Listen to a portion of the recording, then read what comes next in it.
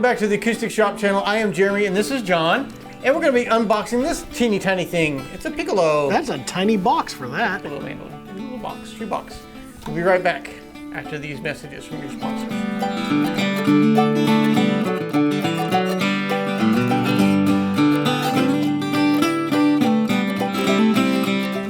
Welcome back. I am Jeremy and this is John, and we're talking about the little bitty shoebox. Well, they saw the commercials from our sponsors. We don't have sponsors. It was just us talking about the channel. What sponsors do we have? We don't have any. Sprite? Can we get some sponsors? I need a sponsor. Will you guys tell me to quit buying mandolins. Sponsor us, please? Sponsor me. I'm thinking about buying another mandolin. Talk me out of it. Anyway, this is a different one though. This is a piccolo mandolin built by Stephen Hinde. I have never seen anything like this. I've seen them. I've never played one. I have never seen. I think it is the cutest thing. You make Johnny go, oh, you look cute. It makes you feel so big. Look at this little bitty holes and little bridges. So neat. Stop it. This is going to be a clip of just John doing that. It's going to be very annoying.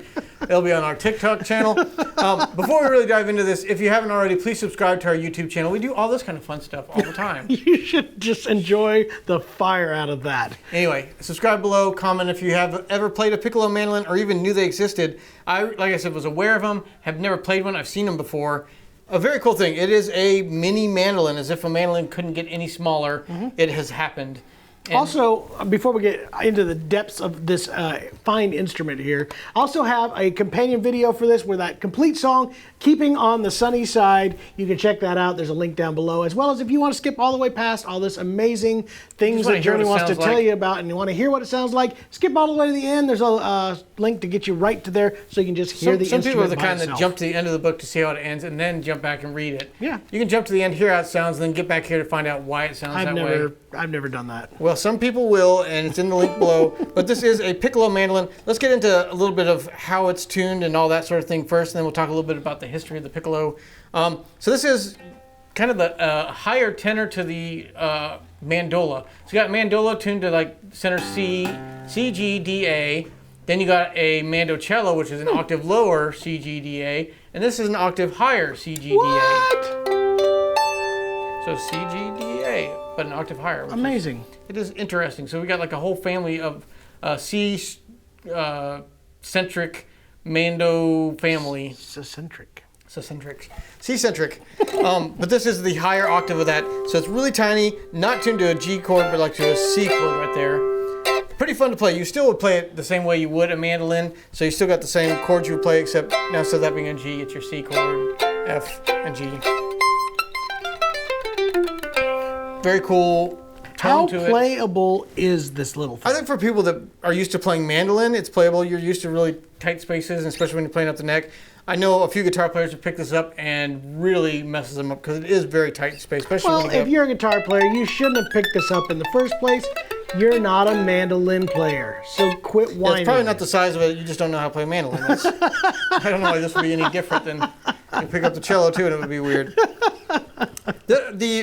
The piccolo has been around, the mandolin piccolo has been around. In the 20s, they had a weird thing. I guess it was before they had television, so they needed to come up with something to entertain the masses. If they'd have had televisions, this would never even existed. This may have even come out in classical world way back when. I would assume. Back in the 20s, it did have a resurgence when they would have entire orchestras of mandolins. They had entire ukulele orchestras, entire banjo orchestras. That is something that nobody should have to live through. That was a sin. That was a bad idea. We're still paying for it these days later.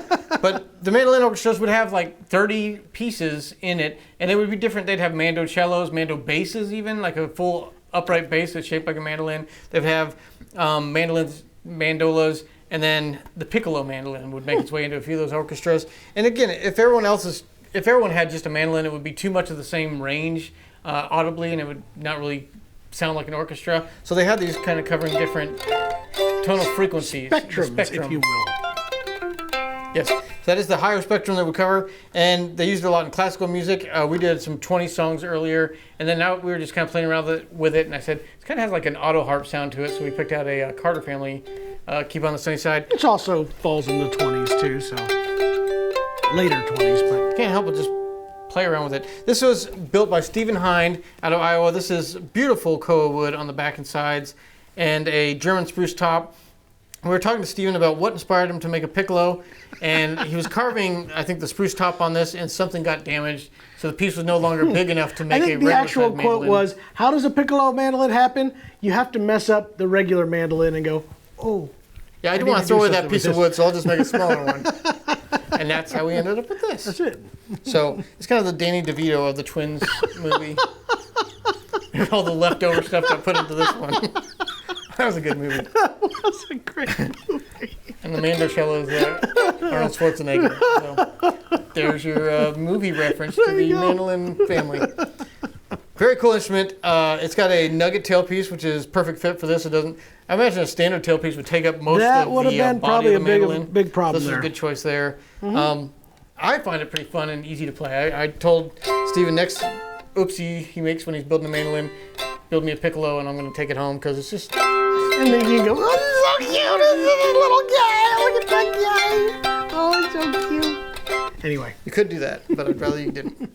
All right. Anyway, very cool instrument. One of these days we're going to have to do just like an entire mandolin family video that goes from itty bitty up to the big bass. And That'll be pretty neat. It'll be a pretty cool video, and we'll let you know when that happens. If you subscribe, you're going to be notified when that video is released.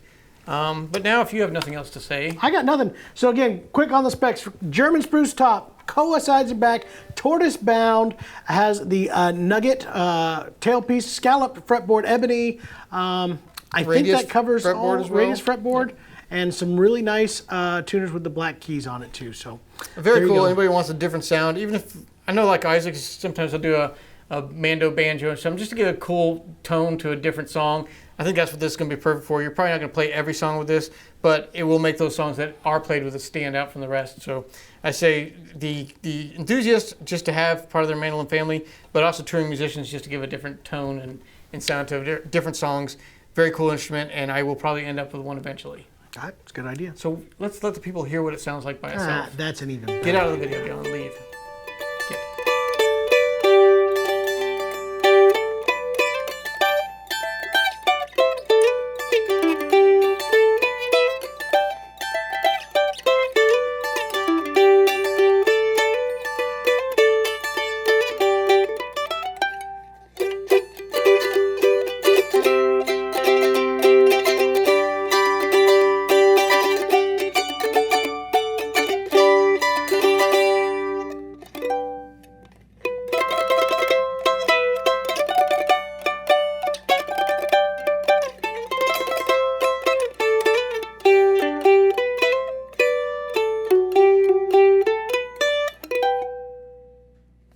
Hey, we really appreciate you guys watching that video. It was my favorite one we've made so the far. best We've video done hundreds of videos, and that was the best one. It was. And the next one's going to be even better. If you'd like to see that, be sure you subscribe to this channel. And also, the more you comment and interact below, the more the YouTube algorithms pick it up and start pushing it out to other people, like-minded people. Algorithms? Algorithms, they're everywhere. They permeate the internet, and YouTube's got one. And it watches our videos, and it sees how much you comment, and then it pushes us to other people like you. And we want everyone to experience the acoustic shop world, where we talk about instruments, we do reviews, we got some fun videos coming up. We thank you guys so much for being a part of it, and we'll see you in the next video.